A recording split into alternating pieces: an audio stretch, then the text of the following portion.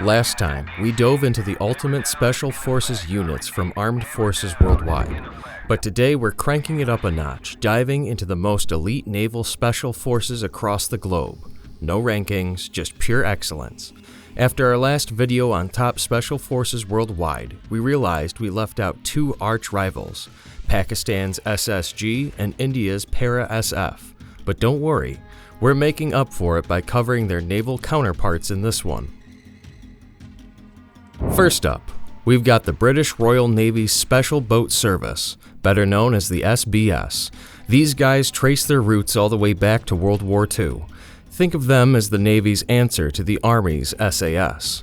Most SBS operators come straight out of the Royal Marines Commandos. Their main gigs? Surveillance, recon, and direct action in amphibious terrain.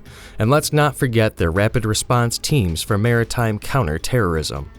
The SBS is built for waterborne operations, whether that's open sea, coastal raids, or riverine warfare. And when it comes to real-world action, they've been in the thick of it, from World War II to the Iraq War. Some standout moments? They stormed the British Embassy in Kuwait during the Gulf War and executed a daring 2009 rescue of journalist Stephen Farrell from a Taliban hideout in Afghanistan.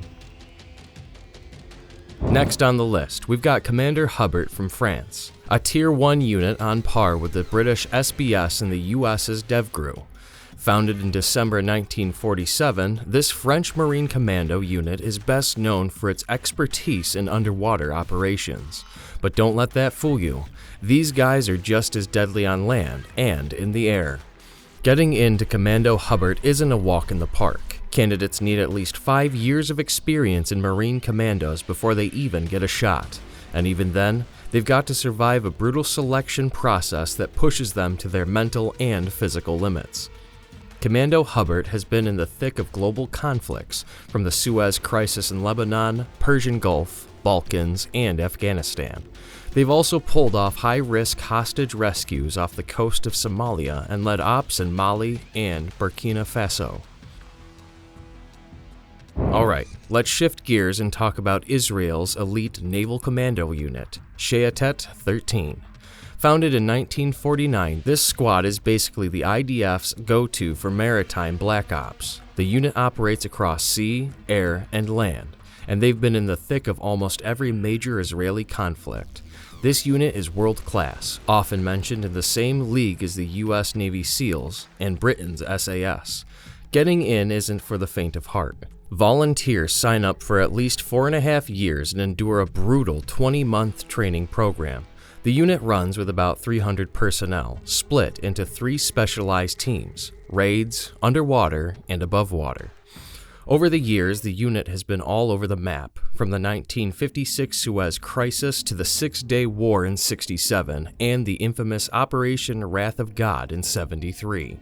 Bottom line, these guys are some of the most skilled and secretive operators out there. Now let's talk about the US legendary Devgru, better known as SEAL Team 6.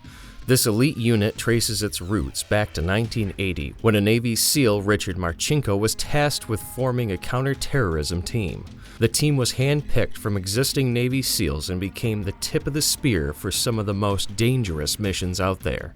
Devgru specializes in unconventional warfare, recon, and counter-terrorism across land, air, and sea. Their missions reportedly include preemptive strikes, counter-proliferation, and high-value target operations in hostile environments. Officially, the Navy says Devgru exists to test, evaluate, and develop tactics, equipment, and techniques for the Navy.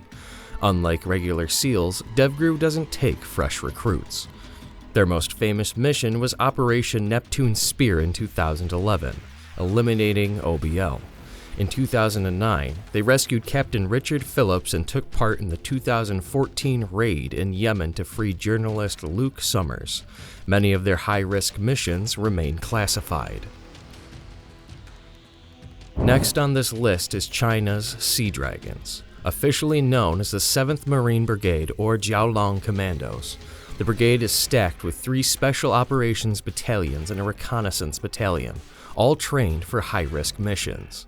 These guys handle everything from visit, board, search and seizure, VBSS, ops, to anti-piracy patrols, air assaults, direct action raids, combat diving, sabotage, and amphibious recon. Basically, if it involves water and firepower, the Sea Dragons are all over it. One of their standout moments was in 2008, when they deployed 70 soldiers to Somalia for anti-piracy missions. Then, in 2015, they helped evacuate 571 Chinese citizens and over 200 foreign nationals from Yemen during a major crisis. And in 2017, they made headlines again by rescuing the crew of the OS-35, a Tuvalu-registered cargo ship hijacked by Somali pirates off the Gulf of Aden. If you've seen the 2018 movie Operation Red Sea, that's loosely based on their Yemen evacuation mission.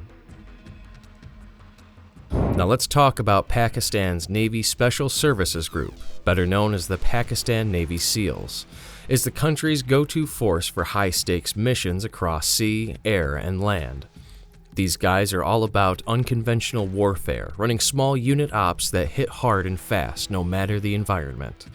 These guys have been making waves since the late 60s, specializing in everything from amphibious warfare and counterterrorism to underwater demolition and recon. If there's a high-risk mission that involves water, they're the ones getting the call. Now, getting into SSGN isn't easy. Their training is straight-up brutal, pushing candidates through advanced driving, parachuting, and close-quarters combat. While a lot of their missions stay classified, the unit played a critical role in conducting counter-piracy operations in the Arabian Sea and the Gulf of Aden. They backed Sri Lanka during the Civil War, providing key military support to help crush the insurgency and turn the tide. They've also played a big role in maritime security, protecting Pakistan's strategic assets and borders. When it comes to versatility and raw capability, they're one of the best maritime special ops units in the region. Next up, India's Marine Commando Force, known as MARCOS, was established in 1987 as the elite special forces unit of the Indian Navy. These commandos are trained to operate across sea, air, and land, excelling in clandestine warfare, counterterrorism, direct action, hostage rescue, and asymmetric warfare. Their selection and training process is one of the toughest in the world, with an 80 to 85% dropout rate. Candidates undergo intense combat diving, airborne operations, and close-quarters combat. The unit has taken part in several major operations in Sri Lanka, including Operation Pawan. One of the most legendary moments was Operation Cactus in 1988, when MARCOS helped crush a coup attempt in the Maldives. They have taken on some hardcore missions. They've also been active in counterinsurgency and counter-piracy operations in the Gulf of Aden. Simply put, MARCOS is a force to be reckoned with, playing a crucial role for India's Navy. Their ability to conduct stealth-based amphibious warfare, sabotage enemy assets, and neutralize threats in high-risk zones makes them one of the most elite special forces units in the region. Russia's naval Spetsnaz, or Commando frogmen, have been active since World War II, pioneering underwater sabotage tactics. Fast forward to today, and their missions cover everything from maritime counterinsurgency to underwater recon and sabotage. They are trained in underwater combat with extreme endurance and high-level diving techniques in some of the toughest conditions on the planet, including icy Arctic waters. They don't just rely on skill either. They come packed with cutting-edge gear, like underwater firearms and closed-circuit rebreathers, letting them stay submerged and undetected for extended periods of time. A lot of what they do stays under wraps, but what we do know is they've been tasked with securing naval installations, retrieving sensitive tech from sunken vessels, and running covert surveillance. Back in the Cold War, they were suspected of pulling off some shadowy missions in foreign waters. More recently, they've been deployed for counter-piracy ops and protecting Russia's strategic assets in the Arctic. When talking about Turkish special forces, there are two heavy hitters, SAT and SAS. SAT translates to underwater offense, while SAS means underwater defense, and both fall under the command of the Turkish Naval Special Operations. The SAT is trained for maritime counterinsurgency, underwater demolition, recon, and direct action. These guys are built for aggressive, high-impact ops, whether that's taking down threats at sea or sneaking behind enemy lines. On the flip side, SAS is more about defense. Their focus is on underwater security, mine countermeasures, and protecting key naval assets from threats lurking below the surface. Think of them as Turkey's underwater bodyguards, keeping ports and naval bases safe. Bottom line, SAT and SAS are key players in Turkey's maritime defense. SAT takes the fight to the enemy while SAS locks things down and keeps the water secure. Up next, we've got Germany's combat swimmers, Kampfschwimmer, or KSM. These guys are the Navy's elite naval special operations force, and they've been making waves since 1958. KSM specializes in underwater ops, maritime counterinsurgency, and special warfare. These operators go through world-class training. Think brutal swimming and diving drills, precision shooting, hand-to-hand combat, and pretty much every other skill you'd want in an elite maritime commando. Their motto? Learn to suffer without complaining. Safe to say, if you can't handle pain, this isn't the gig for you. A lot of their missions are locked down under classified status, but we do know they've been active in some major global operations. They took part in Operation Deny Flight 1993 in Bosnia and Herzegovina, Operation Enduring Freedom in Afghanistan, and are still involved in Operation Atlanta, the EU's anti-piracy mission off Somalia's coast. Let's switch things up and talk about Italy's COMSUBIN. They've been in the game since 1939, making them one of the oldest naval SOF in the list. The unit is split into different groups, each with its own mission. The GOI, Operational Raiders Group, handles the heavy-hitting stuff, direct action, maritime interdiction, and assault operations. The GOS, Operational Divers Group, focuses on underwater ops, EOD, and sneaky demolition work. Then there's the SDAI, Demining Group, the team that deals with mine countermeasures, keeping Italian waters safe from hidden threats. Their training includes diving, parachuting, close quarters combat, and advanced tactical warfare. Their legacy traces back to World War II when their predecessors pulled off daring naval raids, using manned torpedoes to sink British ships in Gibraltar and Alexandria. Fast forward to today. They're still making waves, tackling counter-piracy in the Gulf of Aden, international peacekeeping, and guarding Italy's maritime assets from terrorism.